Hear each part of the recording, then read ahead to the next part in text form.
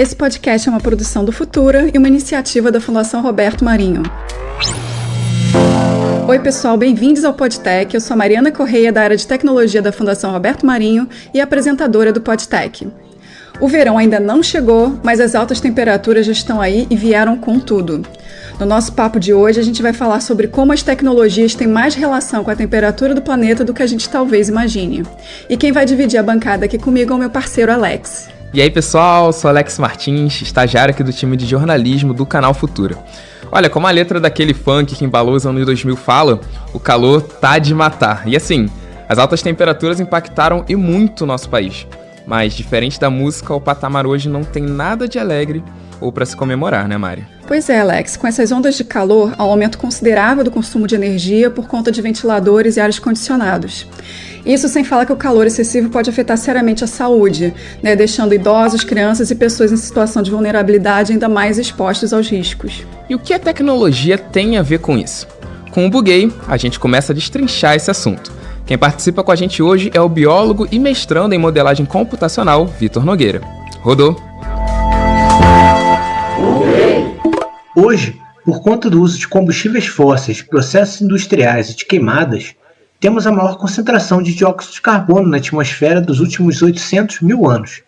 E qual o problema principal dessa concentração recorde de dióxido de carbono na atmosfera? O principal problema é o aumento da temperatura no planeta, mas outros efeitos surgem nesse aumento da temperatura. A elevação do nível do mar causada pelo aquecimento do oceano e derretimento de geleiras, o clima extremo, com chuvas e secas mais fortes e prolongadas, e a extinção de animais e plantas devido aos estresses climáticos. Em termos práticos, essas mudanças climáticas causam a destruição de casas e de plantações e promovem o aumento da fome e de doenças, consequências terríveis que afetam diretamente as pessoas, sobretudo as pessoas mais pobres, que são justamente as mais vulneráveis a esses efeitos. A solução parece óbvia: parar de emitir dióxido de carbono. Porém, mesmo soluções óbvias nem sempre são simples. Parar de emitir dióxido de carbono não é simples por dois fatores. Primeiro fator: não se trata apenas do dióxido de carbono. Entre os gases que contribuem para o aquecimento do planeta Terra, o dióxido de carbono de fato é o maior responsável por aprisionar o calor do Sol. Entretanto, outros gases de origens diversas também aprisionam o calor.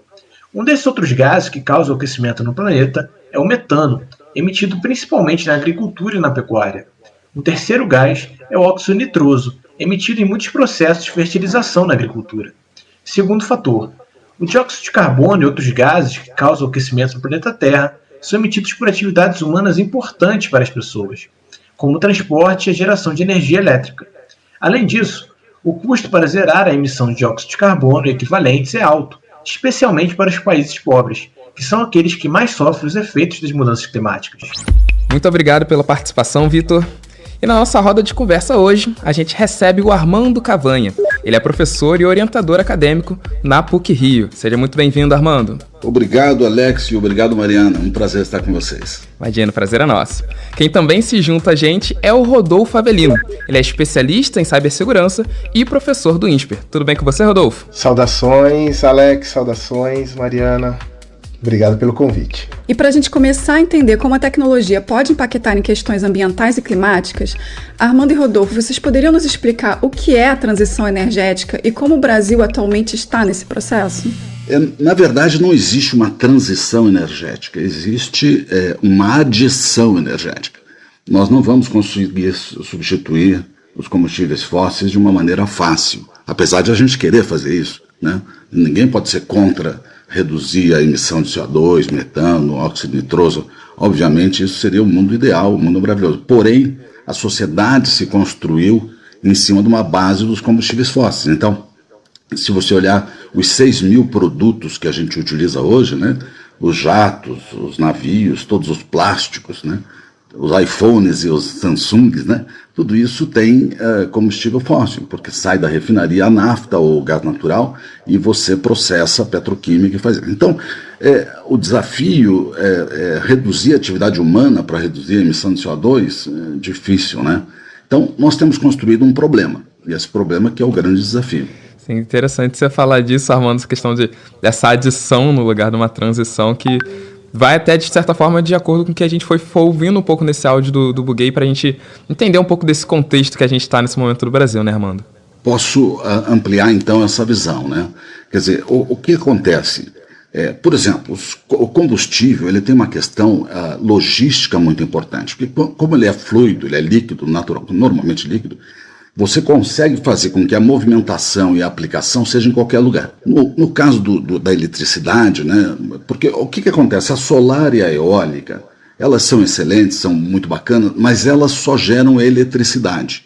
E a eletricidade, para você transportar a eletricidade para outro ponto de aplicação, é muito complexo. Então, onde reside o grande desafio logístico? É no fluido do combustível fóssil contra o sistema estagnado, que é o da energia renovável, vamos chamar assim. Outra coisa da renovável, que é um desafio enorme, é a questão da intermitência. Você tem ventos que não ventam sempre, você tem sol que não tem insolação constante. Então você precisa do combustível fóssil para fazer um backup, uma contingência da energia necessária. E aí tem uma vasta conversa, né, sobre esse tipo de demanda que os combustíveis fósseis ainda têm uma prevalência grande. E aí, até pensando, Rodolfo, esses projetos relacionados a essa transição, essa adição energética e também a descarbonização da atmosfera, eles passam, claro, por políticas públicas, e isso diretamente envolve grandes empresas trabalhando em energias renováveis, como a gente pensou aqui agora.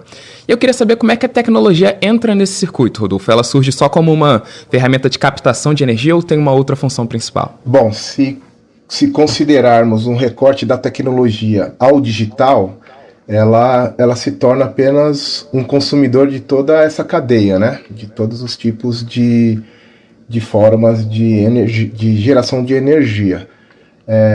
Hoje a gente tem um processo, né, que para o mercado é chamado de transformação digital, mas que foi intensificado no processo, sobretudo, do período pandêmico, de uma massificação no uso das tecnologias, né? Então, empresas que antes a tecnologia não era a principal pauta, né? A utilização e os seus processos digitalizados não eram uma prioridade naquele momento, passaram a ser.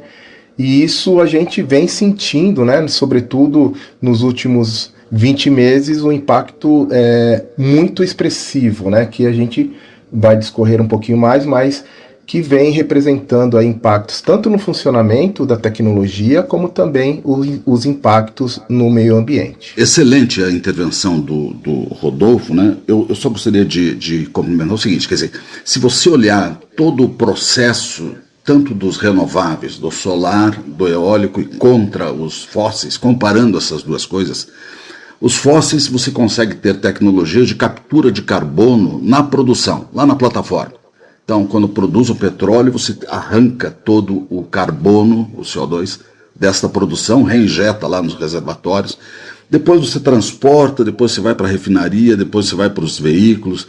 Na hora dos veículos é mais complicado, porque os veículos colocam esse CO2 na atmosfera. Então, você consegue, até o veículo, você consegue... Mas quando você compara com as energias renováveis, elas também têm uma contribuição de, entre aspas, poluição grande, porque elas necessitam de uma mineração de terras raras e minerais, cobalto, lítio, extremamente alta, multiplicado por 10 ou 20 do que a gente tem hoje. Essa mineração requer uma captura de carbono também na fonte. E assim por diante, em todo o seu pipeline de produção, você vai ter emissão de carbono e vai ter que retirar carbono. Então, são tecnologias que ainda estão em pesquisa, não são definitivas, e que são realmente relevantes para a redução de carbono emitida para a atmosfera. Obrigado, Rodolfo. E ainda falando sobre os usos da tecnologia e trazendo o assunto do momento, porque a gente não pode deixar de perguntar, né? As IAs, elas poderiam nos ajudar a ser mais eficientes energeticamente? Bom, para que ela possa nos auxiliar ou nos dar suporte, ela precisa funcionar. E o impacto da IA, sobretudo nos últimos anos, né? Porque a IA é uma ciência de mais de 50 anos, mas a forma como os equipamentos, sobretudo os grandes processadores, eles evoluíram nos últimos anos, eles permitiram que antes, que projetos de inteligência artificial aplicada computacionalmente, que antes tinham um impacto, um gargalo por conta de processadores, eles pudessem começar a caminhar. Então a gente teve aí nos últimos 3 anos a projeção de várias ferramentas, e para nós aqui como sociedade, a gente vem percebendo, sobretudo neste ano de 2023, né, com algumas ferramentas que nos surgem como possibilidades, como ChatGPT, entre outras. Bom, essa infraestrutura de inteligência que requer ali alta capacidade de armazenamento, alta capacidade de processamento, elas precisam ser executadas em grandes espaços computacionais, o que a gente chama de data center, né? Então, data centers são grandes salas que ali hospedam milhares de computadores, milhares de equipamentos de tecnologia, e essa evolução repentina, né, nos últimos anos da IA fez com que o processo de evolução da IA consumisse mais energia, né? Então, demandou ali, não apenas nos data centers tradicionais, um consumo maior, mas também demandou a criação de novos data centers. O que tem a ver isso com o que a gente está falando de meio ambiente, de consumo de energia? Bem, isso, quanto maior o processamento, maior o consumo de energia, maior a emissão de gases e também o impacto na sociedade na relação do consumo da energia local, né? O processamento, ele gera muito calor, né, dentro desses espaços. E para que isso não impacte no funcionamento desses grandes espaços, é necessário que grandes sistemas de refrigeração sejam implementados. E aí a gente tem dentro desse contexto os tradicionais ar-condicionados, mas o que evoluiu bastante também nesse período foi a refrigeração por meio de água, né? E que também, mais à frente, a gente pode discorrer um pouquinho sobre quais seriam os impactos locais do consumo de água na refrigeração desses grandes espaços, os data centers. Que aí, nesse caso, de um lado, vem até um certo barateamento, né, por essa mudança, mas esse gasto que seria financeiro com a energia em si vem de um outro lugar, com esse uso maior de água e outros elementos, né? Sim, sem dúvida. Tem uma parte, me permitam, por favor, a questão da inteligência artificial, chamada de inteligência artificial, né, porque, na verdade, é um processamento massivo e com bastante, vamos chamar assim, competência, né?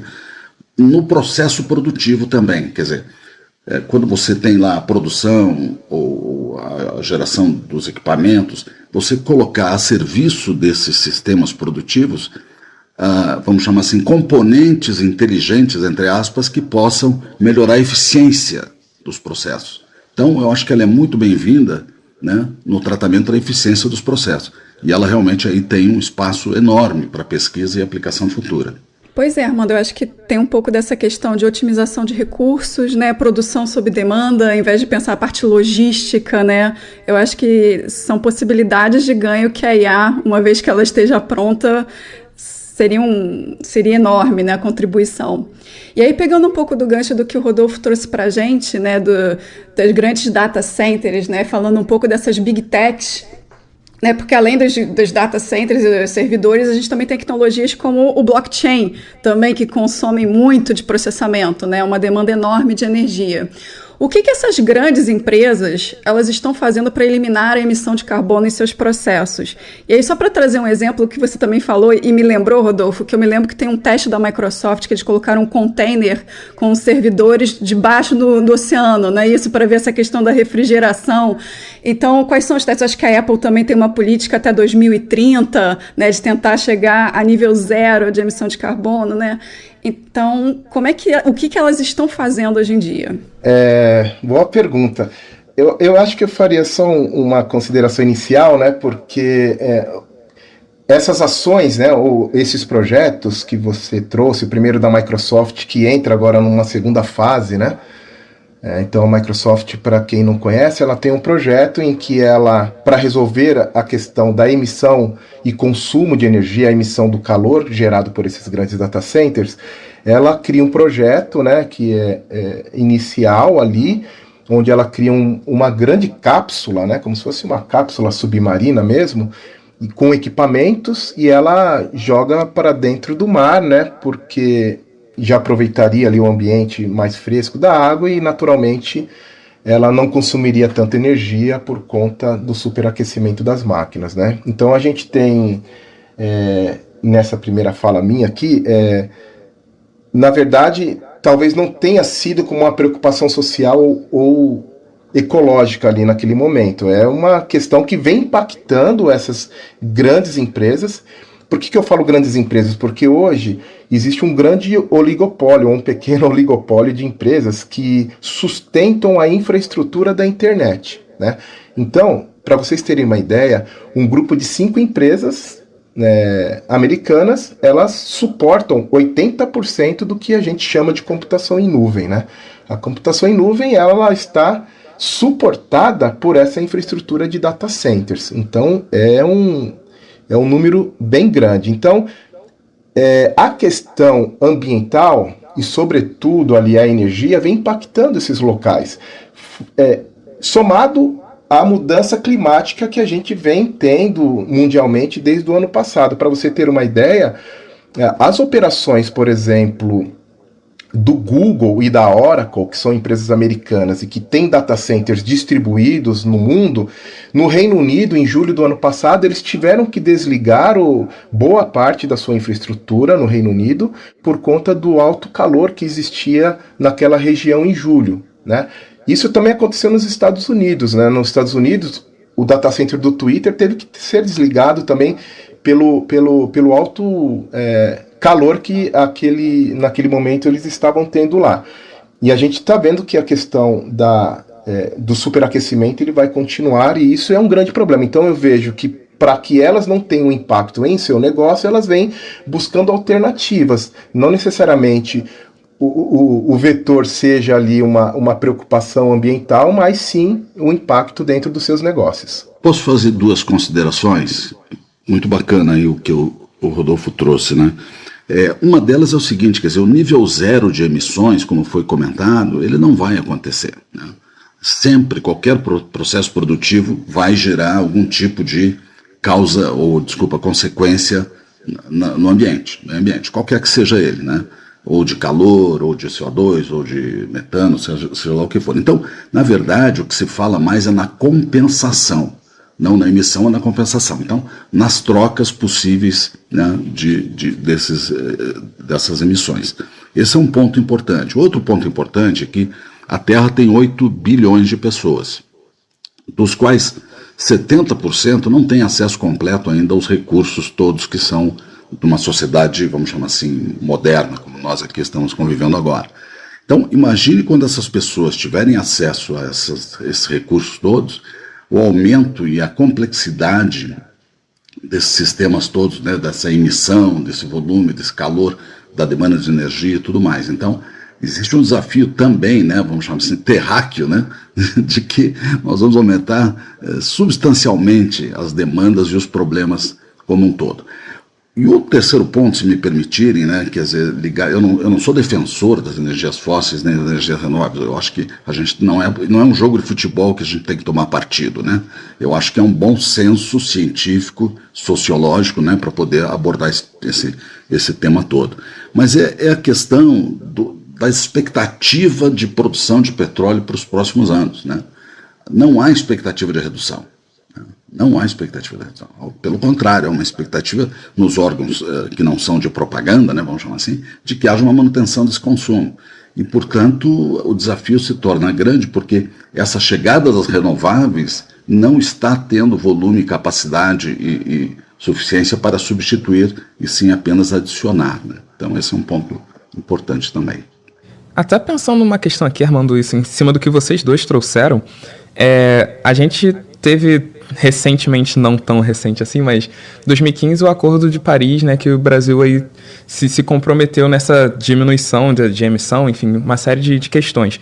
E aí, trazendo algo que o Rodolfo falou sobre, acho que um pouco desses dois lados, de um desenvolvimento próprio ali, um desenvolvimento para sua melhor produção, enfim, seu melhor desempenho dessas grandes empresas.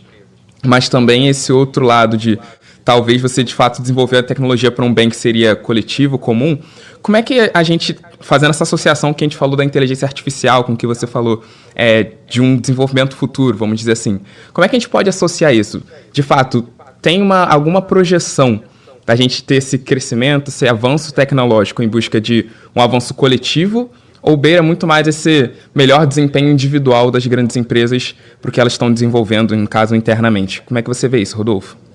Eu entendo que todos os esforços que venham nas últimas décadas colocados aí, né, para um consenso mais coletivo e um comprometimento global, a gente vem percebendo que são narrativas pontuais e que com boas intenções, mas não com tanto comprometimento, o que fez o ano passado, sobretudo, quando você traz aí o caso de Paris, de algumas falas que a gente entende que não era uma fala do Estado, do governo, né, uma política de Estado, mas sim uma fala de um determinado governo. Então, pelo que eu entendo, nesse momento a gente vem tendo as questões mais individuais, eu não consegui ainda perceber essa questão evoluindo num contexto mais organizado e global, e eu entendo que, sim, a gente precisa ter, né, essa questão mais organizada, porque, como a gente começou a citar alguns exemplos, quem consome mais, quem demanda mais de energia e quem,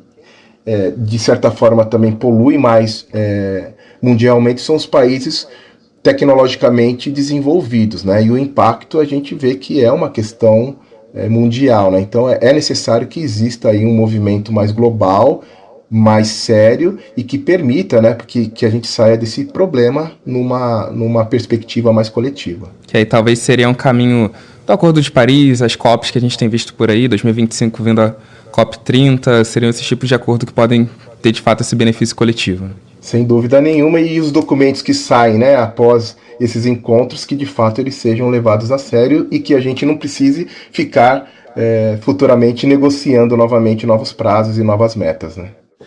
Eu ia comentar o seguinte, a colocação do Rodolfo é muito interessante, porque ela traz também um pensamento de que esses compromissos dessas COP, do Acordo de Paris, etc., são praticamente inatingíveis do jeito que foram colocados, porque a estrutura mundial não está, assim, vamos chamar, dando conta dessas perspectivas, né?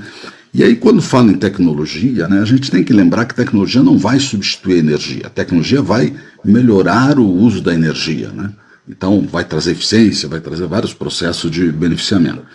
E quando fala, que o Rodolfo tocou num ponto super importante, né, quer dizer, compromissos do Estado, compromisso das entidades privadas, compromisso da sociedade, a gente tem que lembrar os estímulos e os acordos entre os Estados, que são, como ele disse, diversos, né?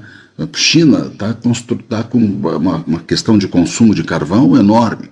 A Alemanha fechou suas 3 nucleares últimas e voltou a usar carvão, né? Então, destoa, né, o discurso da prática, e isso não interessa apenas subsídio, eles serão inesgotáveis, né, subsídios para fazer esse tipo de investimento. Então, a equação realmente ela tem mais variáveis do que soluções até esse momento. Agora, eu acho que o mundo e a sociedade não podem deixar de olhar isso e fazer esforços. E tem muita pesquisa também, né, gente? Tem um volume de pesquisas, as universidades, os centros de pesquisa independentes, os estados, né, estão investindo massivamente em soluções de descarbonização, de energias alternativas, né? A própria nuclear, que é um paradigma, mas ela é também uma solução extremamente, entre aspas, limpa, né? Ela não tem nenhum resíduo ao longo do seu processo produtivo, a não ser o último passo lá, que é colocar lá embaixo da terra milhares de quilômetros aquele material.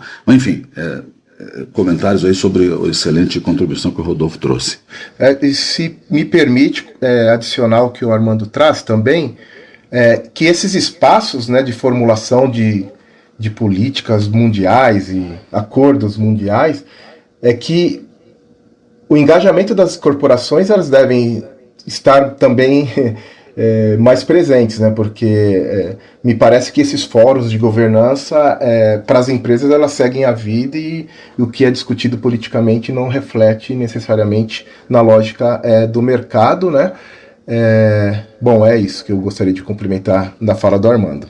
E aí vocês estão falando isso, assim, fica muito claro para a gente o quão complexo é o assunto sobre vários aspectos, né? Em termos de tecnologia, em termos de regulamentação, interesses políticos, econômicos, tem várias questões.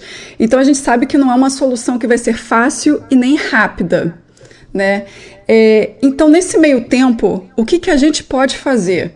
Né? O que a gente pode fazer? Porque a gente já está vendo catástrofes naturais, a gente já está vendo inundações, incêndios, mudança climática.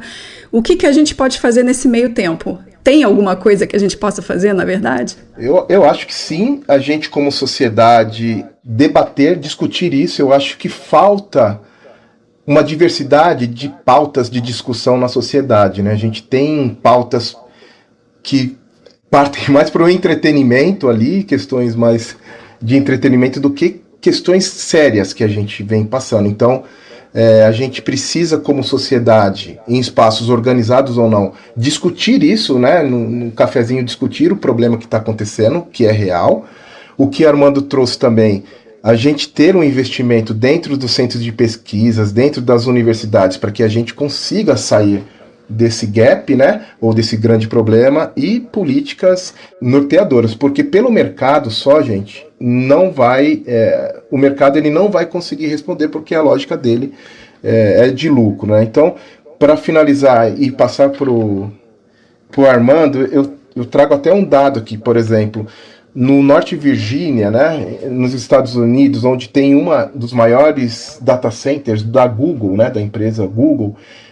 No ano passado, eles consumiram 5,2 bilhões de galões de água no ano de 2022. Para esse ano, a expectativa é subir um número próximo de 8 a 10%, né, desse consumo. Então, são questões que nós, como sociedade, imagine lá a região de Norte Virgínia tendo esse impacto, né, de consumo de água, isso para refrigeração dos data centers, tá, gente? Então, as sociedades que estão sendo impactadas precisam conversar sobre isso também. A gente tem trazido essa questão dessa individualidade, no caso, também, né? A gente vive em sociedade, mas saindo desse campo da empresa, olhando mais para o lado da individualidade, do quanto é importante a gente ter hábitos que, de fato, ajudem o planeta, hábitos que, de fato... O famoso fazer a nossa parte, como se diz muito. Mas como é que funciona esse equilíbrio entre o que a gente, enquanto indivíduo, pode fazer, se a gente comparar com os efeitos que essas indústrias, essas big techs, elas acabam criando para o meio ambiente? Perfeito. E a fala do Rodolfo foi estimulante, porque ela trouxe um ponto que eu gostaria de confirmar, ou pelo menos submeter a vocês, né? A questão de iremos conviver com todas as energias. Não haverá uma seletividade de tira uma e coloca outra, né? Então, e aí, conviver com todas as energias traz o conceito da eficiência e do bom senso, né?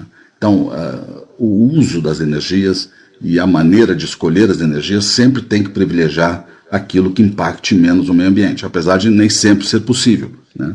E aí a gente tem que acreditar muito mais do que, quem sabe, nos pactos sociais, tem que acreditar mais na ciência, na tecnologia, na pesquisa, na descoberta de disrupturas, né, vamos chamar assim, de conceito, né, e de soluções, né? Vamos que tenhamos aí soluções para baterias que sejam incríveis, que possam reduzir o tamanho por 10 ou os tempos de recarga, e possamos aí substituir várias partes dos combustíveis fósseis, por exemplo, por energias novas que estão chegando, mas com um grau de eficiência redobrado, né? E a gente nunca pode esquecer do conceito da contingência, né? A gente não pode apostar tudo numa coisa só, porque essa coisa falha, a gente fica sem recurso. Então a gente tem que conviver contingentemente com os recursos de uma forma moderada, né? Mais ou menos isso. Olha, eu pegaria essa frase do Armando como uma chamada aí do programa. Conviver com todas as energias. É uma utopia de que teremos carros no Brasil 100% elétrico. É impossível a gente pensar e acreditar nisso, né? Considerando que onde que eu vou achar uma tomada no norte e nordeste, que tem regiões que não tem uma infraestrutura para ter uma tomadinha para eu estar ligando. Então, precisamos estar muito conscientes, né? Conviver com todas as energias. Isso a gente falando de um país que ainda é referência nessa produção de energias renováveis. Assim, em outros países a gente fala de uma realidade que é ainda mais difícil, né?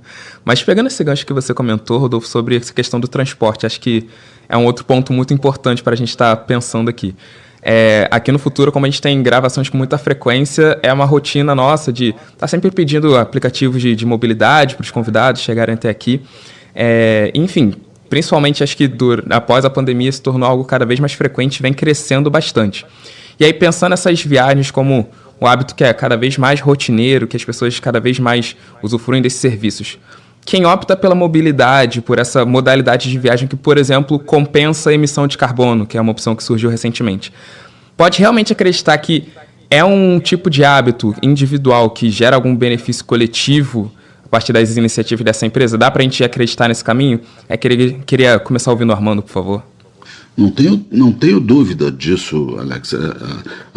Vamos chamar assim, a atitude individual, ela é fundamental nessa composição. E aí vem uma conscientização massiva, né, que a gente não tem, né? A gente, infelizmente, não conseguiu distribuir esses conceitos, essas demandas, essas necessidades para a população em geral. Até porque grande parte da população nem tem acesso, nem entende isso, vai estar voltada a outras demandas de sobrevivência, né? Então, há questões sociais, sem dúvida, individuais, né, de postura, de entendimento, de contribuição. Não tenho dúvida disso, você está certíssimo. Agora, como fazer isso, né? Quer dizer, como articular essa dimensão da informação para que ela interaja com o público em geral e possa fazer parte das atitudes individuais, né? Eu acho que esse é o grande ponto, Alex. Você acredita que é mais ou menos esse caminho também, Rodolfo? Eu acho que, como a gente comentou na última questão, eu acho que a questão da discussão ela é individual, você tem como indivíduo, tem que ter essa responsabilidade também em refletir, argumentar, né, não aceitar tudo. A questão do transporte, ele é um dos fatores que impactam, né, sem dúvida alguma, no ecossistema, no que se refere, né, aos novos modelos que a tecnologia permitiu aí de compartilhamento. Talvez eu vejo como uma alternativa, mas ainda eu acredito que o transporte coletivo ele fosse a melhor saída, mas a gente vem aí nas últimas décadas entendendo que a política de Estado ela não é eficiente, não dá conta, e também ficar mais atento, né, com todas essas novas formas, né, que a gente tem ali, tanto de evolução dos outros modelos, né, de transporte, como a aviação, que também tem um impacto enorme e cada vez mais vem crescendo, mas essas futuristas, né, de você poder viajar para outros planetas ou viajar aí numa órbita maior do que a nossa, né, isso aí também tem um impacto muito grande, mas, novamente, eu acredito que as formas coletivas seriam as melhores, mas a gente entende que no Brasil ainda a maturidade não está a favor desse movimento. E a gente volta naquela necessidade das políticas públicas, né, que são sempre fundamentais nesse caminho. Em março de 2023, o painel científico de clima da ONU destacou que as soluções tecnológicas para conter os efeitos mais graves da crise climática, elas estão mais baratas e acessíveis. E aí aqui, para a gente encerrar com um pensamento para frente e otimista, né? Como é que a gente pode aproveitar essa acessibilidade, essa redução do custo dessas tecnologias para aliar criatividade com tecnologia e pensar soluções para o futuro? Bem, eu acho que a tecnologia ela vem nos permitindo ter acesso a ferramentas que possam produzir benfeitorias, melhorias, tanto para a sociedade quanto para novos negócios. Eu não tenho dúvida nenhuma que se esforços e a concentração para a utilização delas para esse bem, não tenho dúvida que a gente vai conseguir, num período um pouquinho menor, resolver vários problemas que a gente vem tendo socialmente. Mas se a gente ainda confiar numa lógica de concentração, como eu já trouxe, tanto das nuvens, como também hoje das tecnologias de inteligência artificial, também está presa num oligopólio, se a gente não descentralizar esse poder, né, que também impacta diretamente a questão da emissão de poluição e de consumo de energia, a gente não vai conseguir sair. Então existe um movimento que é necessário ser feito da descentralização, da concentração aí da infraestrutura, dos data centers e também da inteligência artificial como serviço. Eu acredito em mais pesquisa e menos discurso, né? Nós temos tido aí por parte da ONU, o Antônio Guterres, e por parte da IEA, né, International Energy Agency, o Mr. Fatih Birol, né, discursos longos, até agressivos, né, e as pessoas, pessoalmente, quer dizer, não existe como alguém fazer alguma coisa para resolver isso, né? Esse é um problema social imenso, de 8 bilhões de pessoas, né? Então, é contribuir pessoalmente, como o Rodolfo trouxe, né, quer dizer, atitude, conscientização, esperar algumas políticas de Estado um pouco mais eficientes do que temos hoje, né? E aguardar pesquisa, tecnologia, aguardar disrupções e conviver com tudo que a gente tem hoje, porque não tem como abandonar o que a gente tem de recursos, né? Vai ter que conviver com isso por um bom tempo. Com certeza. Gente, ó, o sinal do Podtech tocou e a gente chega ao final do nosso programa. Com certeza foi um aprendizado imenso pra gente poder conversar com vocês. Acredito que quem tá nos ouvindo também, a gente pensar sobre uma questão tão importante quanto essa, que é muito atual e diz muito sobre o nosso futuro também. Então é muito importante a gente trazer essas reflexões aqui. Com certeza tem questões que não param por aqui, não param nesses minutos de episódio. A gente vai continuar refletindo aí por muito tempo e esperando, né, que a gente tenha um desfecho positivo pro nosso futuro. Armando, Rodolfo, muito obrigado por esse papo. Muito obrigado, Alex, Mari, agradeço o convite. Muito obrigado, foi um prazer estar com vocês, obrigado. Foi um prazer também estar com vocês aqui, super aprendizado. Muito obrigada a vocês que acompanharam mais um episódio do Podtech. E não esqueçam, todas as temporadas estão disponíveis no site do Futura e nas plataformas de áudio. Tchau, tchau, pessoal. Tchau, tchau. Esse podcast tem edição e finalização da Tímpano Audio Design. Produção de Mariane Del Rey e Luiz Santiago Málaga. Som direto de Joyce Santiago. Equipe do Canal Futura, com Tamara Abreu, Lívia Lacorte e Thiago Oliveira. Estagiário, Alex Martins. Edição de Gerson Pita e coordenação de jornalismo de Pedro Henrique Lima.